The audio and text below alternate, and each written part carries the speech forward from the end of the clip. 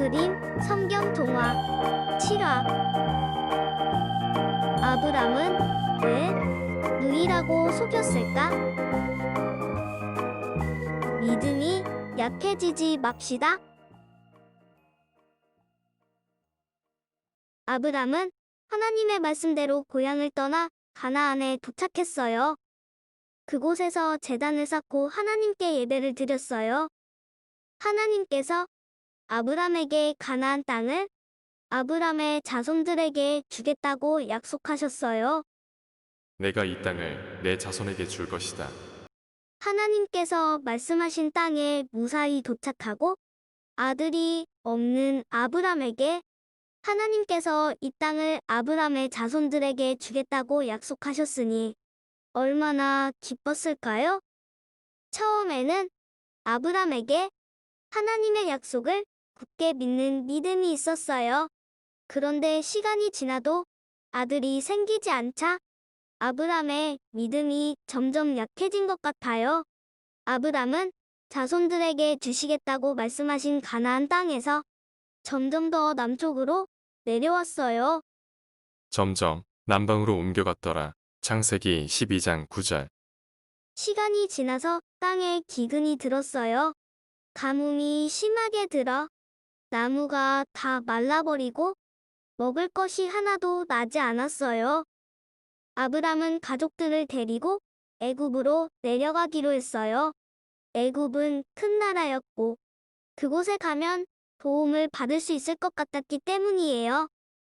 애굽에 가까이 왔을 때 아브람은 걱정이 생기기 시작했어요. 애굽에는 아주 강력한 왕인 바로 왕이 있었거든요. 아브람이 걱정한 것은 바로 아내인 사레 때문이었어요. 아브람이 생각할 때 사레는 아주 아름다운 사람이었어요.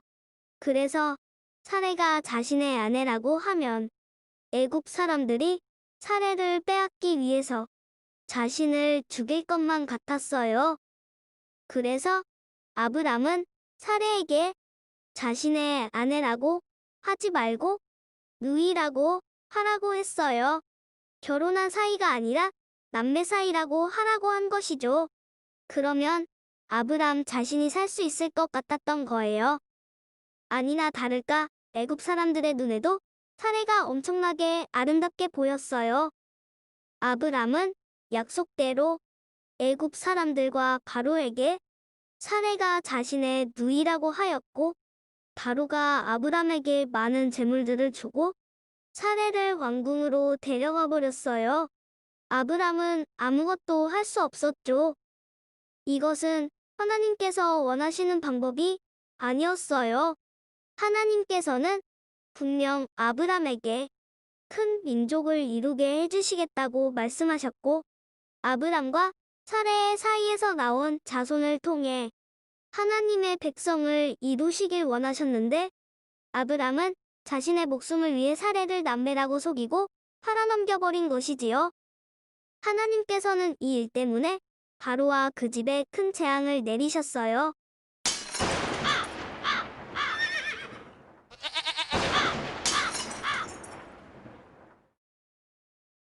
바로는 깜짝 놀라서 다시 사레를 아브람에게 보냈고 아브람과 그에게 속한 모든 사람들과 재물들을 가지고 떠나게 했어요.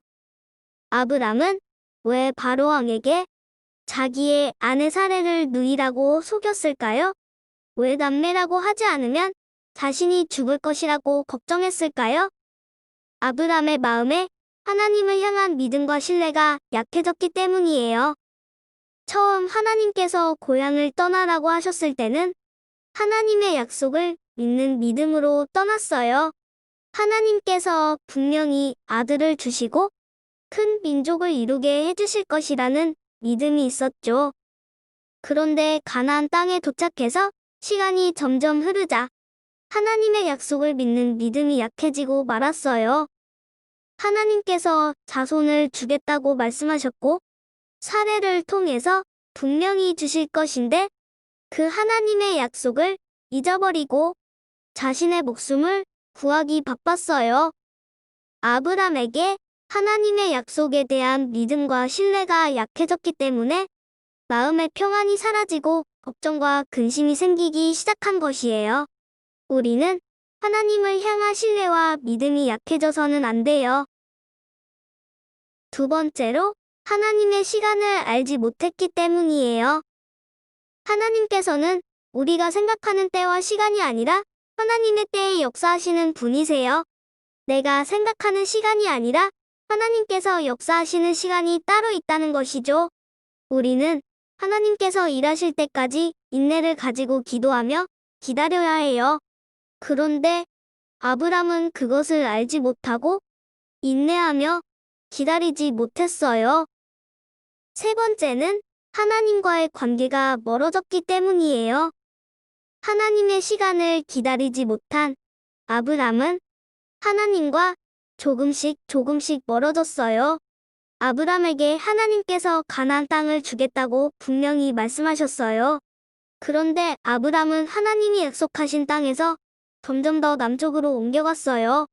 점점 하나님과 멀어진 것이죠.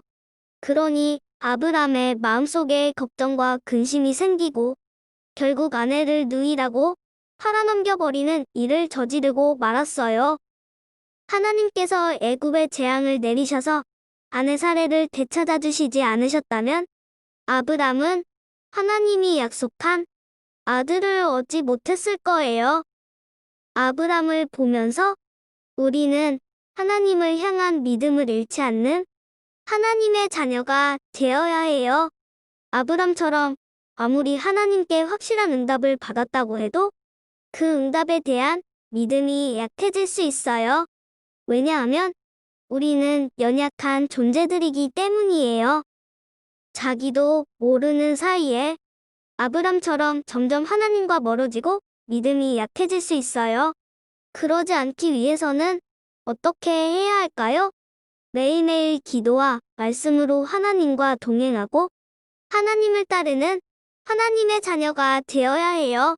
그 사람이 바로 복 있는 하나님의 사람이에요.